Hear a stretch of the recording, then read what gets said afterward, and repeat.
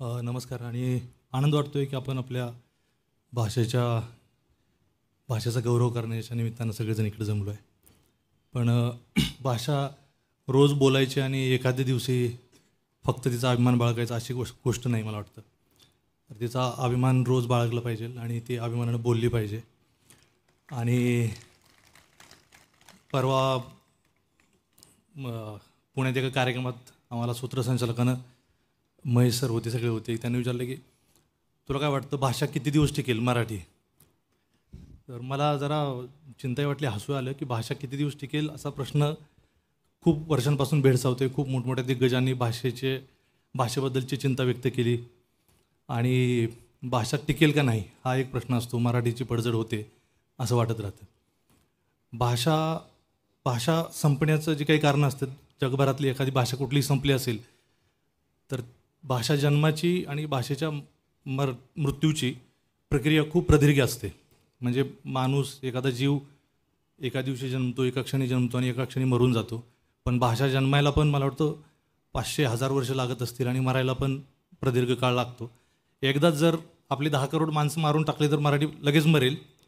पण कुठल्याही कोपऱ्यात मराठी माणूस जिवंत आहे तर भाषा जगते. पण भाषा मरण्याची जी प्रोसेस आहे ती सुरू कधी होते त्याचा अंदाज कधी कधी बांधता येतो. भाषा बेइज्जत व्हायला लागली की भाषा मरायला सुरुवात होती. आणि आपली मराठी बेइज्जत होती ह्याची चिंता मला खूपदा वाटत राहते की मराठी बोलायला लाज वाटते. मध्ये मध्ये इंग्लिश बोललं की वाटतं लय भारी काहीतरी, म्हणजे मोराला पिसारा असतो तसा माणसांना इंग्लिशचा तोरा असतो. इंग्लिश बोलला तर आपण भारी आहे असं वाटत राहतं. तर मला तर खूप काळजी वाटते की आपण अभिमानानं बोललं पाहिजे. मोबाईल फोन केला की मला वाटतं सगळेजण ऐकत असू. फोन लागला नाही, आउट ऑफ रीच असेल तर ते फोन ज्यानं कोणी मराठीत डब केलं ते खूप फनी आहे. आणि पडझड कशी होते त्याचं एक ते उदाहरण आहे. तर फोन नाही लागला तर ते बाई तिकडून म्हणते की आपण ज्यांना फोन करत आहात, आपण ज्यांना फोन केला आहे तो कोणाशी बोलत आहे असं बोलते. आपण ज्यांना फोन केला आहे तो कोणाशी बोलत आहे. त्यात उद्गार पण नाही, प्रश्न पण नाही. पण इथं काय नसलं तरी ते असं त्याचा उच्चार मराठी माणसाला असं कळतं की आपण ज्यांना फोन केला आहे ते कोणाशी बोलत आहे ते आपल्यालाच विचारते. तर ते तर कोणाशी तरी बोलत आहे. ते हिंदीतून डायरेक्ट कोणीतरी केलं आहे. तर आपण ज्यांना फोन केला आहे ते कोणाशी तरी बोलत आहेत असं पाहिजे ते. पण आपण ऐकतो, आपल्याला बी काय वाटत नाही विशेष. आपल्याला मराठी माणसाला सवय, आपल्या हिंदीत चालतं. उद्या आम्ही सगळ्यांनी हिंदी पिक्चर केलं तरी तुम्ही बघणार, मराठी नाही केलं तरी काय फरक पडणार नाही. त्यामुळं सगळी दिग्गज मंडळी आहेत म्हणून चिंता व्यक्त केली आणि आनंद वाटतो आहे.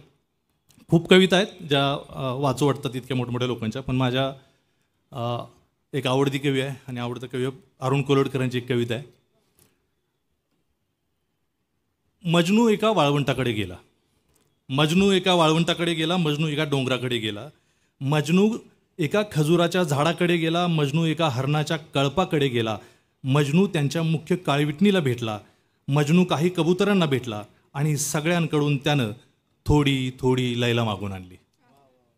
आणि सगळ्यांकडून त्यानं थोडी थोडी लैला मागून आणली. सगळ्यांनी त्याला थोडी थोडी लैला दिली. कुणी मुठभर, कुणी चार दोन कणच फक्त आपापल्या ताकदीप्रमाणे. तरी त्याची झोळी रिकामीच राहिली. काही दिवस मजनू भल्या पहाटे उठून रोज नेमानं अगदी फाटकी चाळण घेऊन एका नदीकडे जायचा आणि अंधाड पडेस्तोवर छाननी करायचा घसरत्या वाळूची, वाहत्या पाण्याची. लैलेचे 2 कण तरी चमकदार आपल्याला मिळतील या आशेनं. मजनूच्या केसात एका चिमणीनं खोपा केला. एका तिरसट फुरशाकडून लॅम आणि ए ही 2च धुळाक्षरं तो शिकला. आणि नस्तलिक लिपीत ती 2 अक्षरं तो बोटानं वाळूत किंवा हवेतल्या हवेत पुन्हा पुन्हा गिरवायचा. ज्या दगडावर रात्री तो डोकं टेकून झोपायचा तो दगड त्याला हळुवारपणे रोज लैला उलगडून सांगायचा. ज्या दगडावर रात्री तो डोकं टेकून झोपायचा तो दगड त्याला हळुवारपणे रोज लैला उलगडून सांगायचा. तो दगड मजनूला शिकवायचा झोपेतल्या झोपेत लैलो उपनिषद. लैलेला लैलेनं भागा किंवा लैलेला लैलेनं गुन्हा. उत्तर मिळतं एकच, लैला.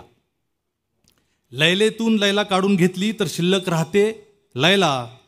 आणि लैला ही एकच संख्या अशी आहे की जी मजनू अशीही लिहिता येते.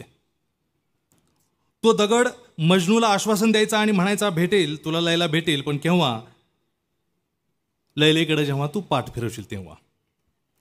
एक म्हातारा विंचू तिथं जवळपास एका दुसऱ्या दगडाखाली राहायचा, उपास तापास करायचा आणि ईश्वर चिंतनात सर्व काळ मग्न असायचा.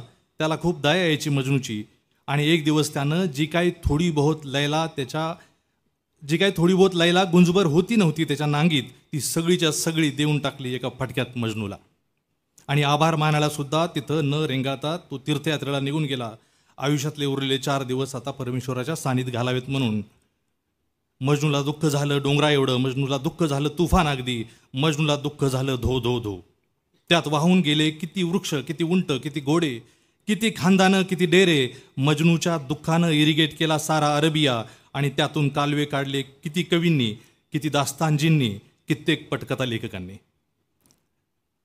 लैलेला भेटायला जाताना वाटेतच भेटली लैला, म्हणजे समोरच येऊन उभी राहिली त्याच्या, तीही त्यालाच भेटायला येत होती. तेव्हा मजनू म्हणाला वाट सोड, बाहेर हो, बाजूला हो. लैला तिथंच उभी राहिली, खाली मान घालून जागच्या जागी. तेव्हा तिला वळसा घालून मजनू पुढे निघून गेला, लैलेच्या नावाचा जप करीत लैलेला भेटायला. धन्यवाद.